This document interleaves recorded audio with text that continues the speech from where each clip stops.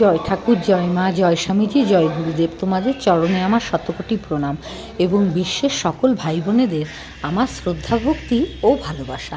আশা করি তোমরা সকলে ভালো আছো। আমিও খুব খুব খুব ভালো আছি। আরেকটা নতুন ভিডিও নিয়ে তোমাদের সামনে চলে আসলাম। আমি তন্নিষ্ঠা। আমি এখন রয়েছি শিলিগুড়ির নিউ জলপাইগুড়ি গেট বাজারের রাম ঠাকুর মন্দিরে। এখন সকাল 8:30 বাজে। সকালের পরিবেশ। আমি এসেছিলাম এখানে যোগা করতে, তাই একটুখানি সকালের পরিবেশটা তোমাদের সাথে ভাগ করে নিলাম, মন্দিরের পরিবেশটা ভাগ করে নিলাম। যাই হোক, চলো সবাই ঠাকুরের দর্শন করো, ঠাকুরকে সুন্দরভাবে কাছ থেকে দেখো। গাছগাছলায় মন্দিরটা একদম ভরে রয়েছে। শান্ত পরিবেশ, ভীষণ ভালো লাগে আমার এখানে আসতে।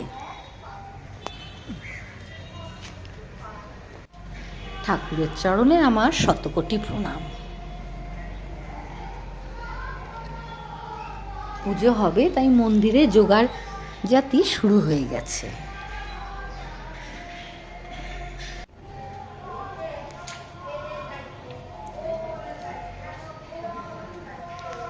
আরেকটা কথা তোমাদের জানিয়ে রাখি, এই মন্দিরে প্রতি বুধবার শ্রীমদ্ ভগবত ও প্রতি শনিবার শ্রীমদ্ ভগবত গীতা পাঠ হয় 5টা থেকে বিকেল 5টা থেকে 6টা পর্যন্ত।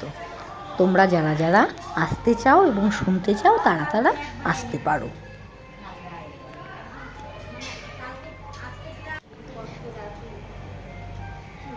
কি সুন্দর করে যোগা করছে দেখো।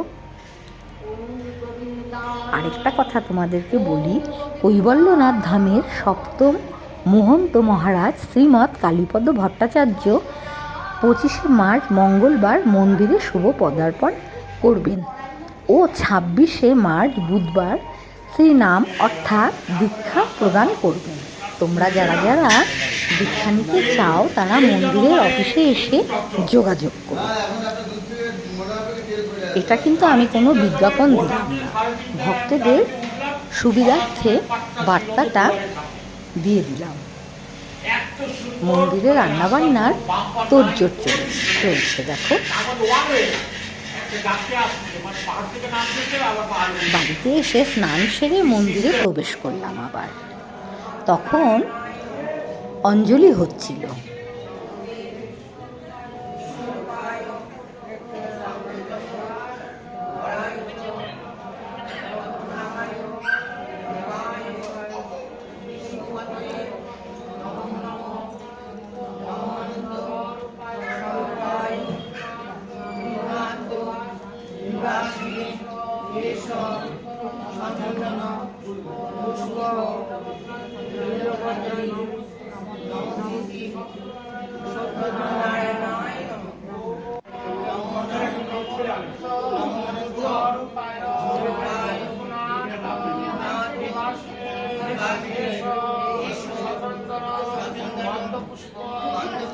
জয় রাম।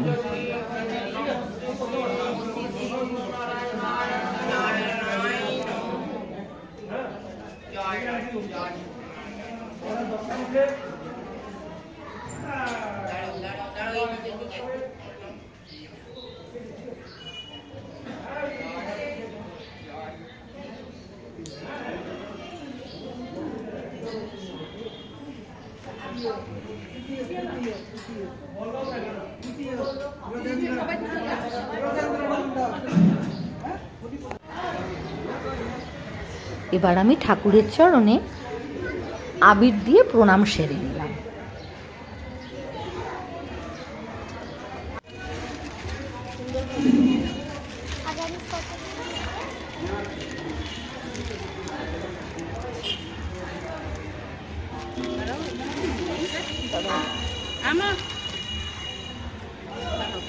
নিচে ফেলে এই না বাবা, ধর আগে আগে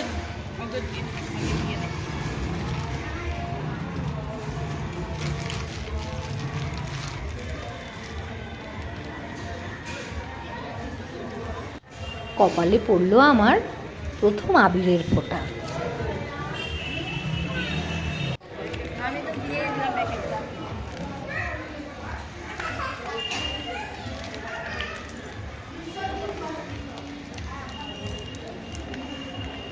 পুজো শেষে ভক্তদের রং একে অপরকে আবির মাখানোর শুরু হলো।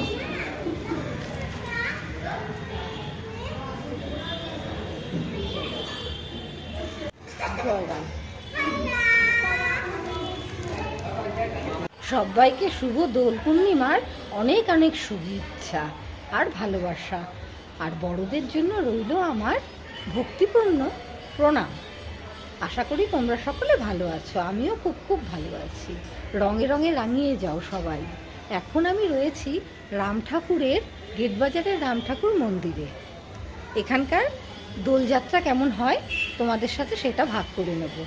চলো, সবাই ভালো থেকো, সুস্থ থেকো। মাথায় তো দিলাম না, পায়েও দিলাম না, পায়ে দিব নদীর সময় পায়ে না দেয়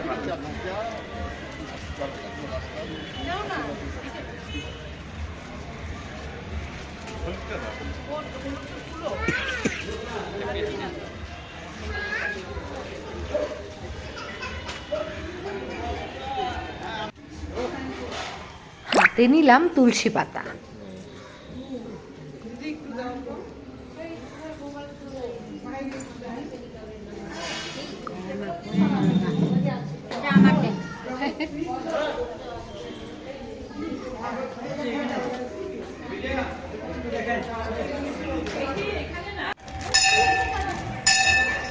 এবার দেখো রং খেলা কাকে বলে।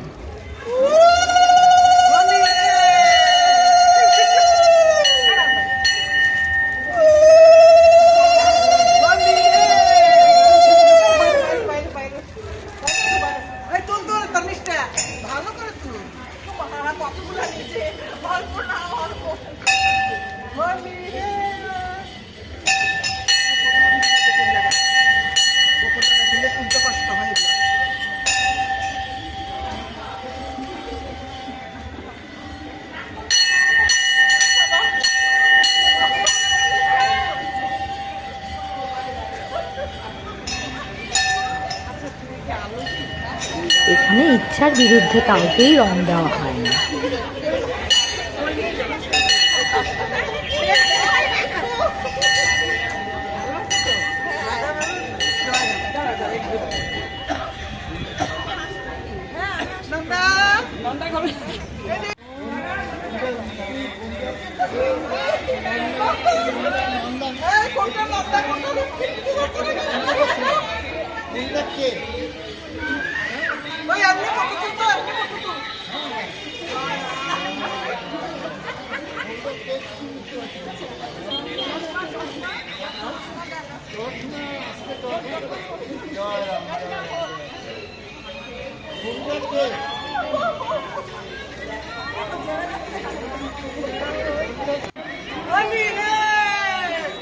রিঙ্কিদির ফুর্তি আর ধরে না।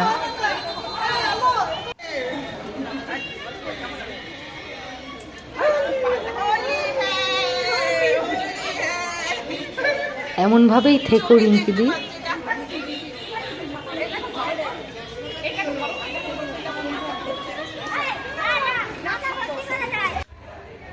এবার একটু ঠাকুরের শয়ন কক্ষটা সামনে এলাম।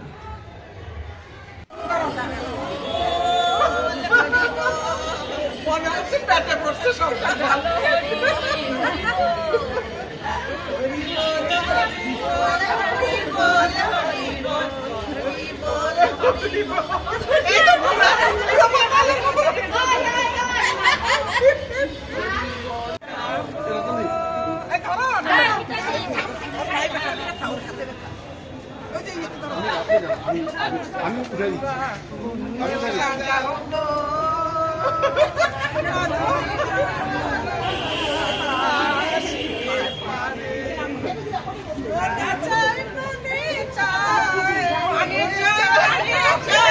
আমার কাছে চলে আসো।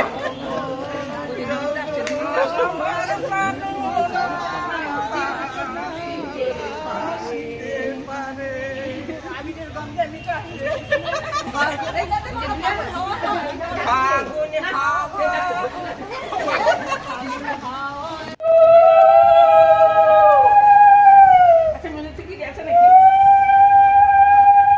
এবার ভোগ দর্শনের পালা। চলো দেখি ভোগ কিভাবে মেলানো হয়।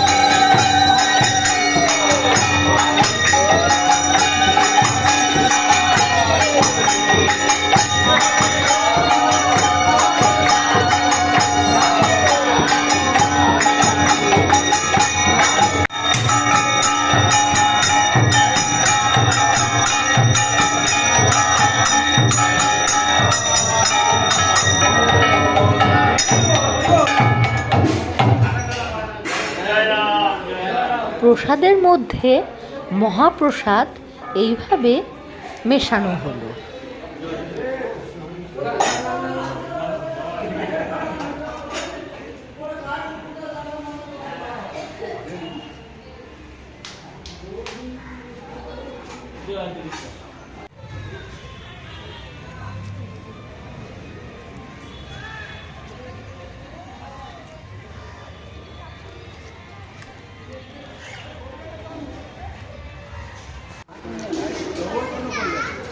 এইবার বসলাম আমি প্রসাদ খেতে। কি স্বাদ অপূর্ব না, দারুণ।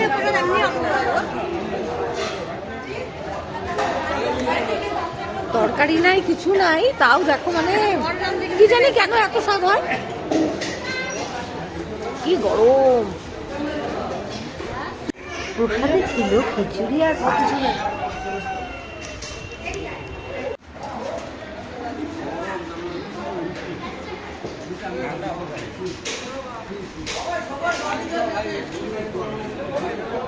পুজো দেখা হলো, রং খেলা হলো, সব কিছু হলো। এখন প্রসাদ খেলাম, অমৃত সমান একটা প্রসাদ খেলাম। কি যে স্বাদ, নাই তরকারি নাই ভাজা, শুধু খিচুড়ি, খিচুড়ির মধ্যে সবজি, তাও যে এত স্বাদ কি করে হয় বুঝতে পারি না। যাই হোক, এবার হচ্ছে বিদায়ের পালা। এবার যাচ্ছি, সবাই ভালো থেকো, সবাই সুস্থ থেকো।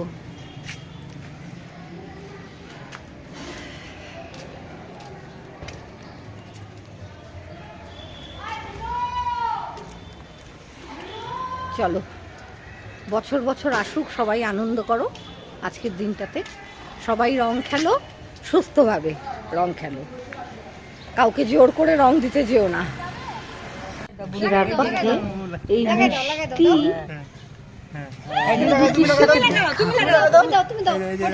একটু ক্যামেরা বন্দি করে গালে লাগাও। হ্যাঁ, গুড।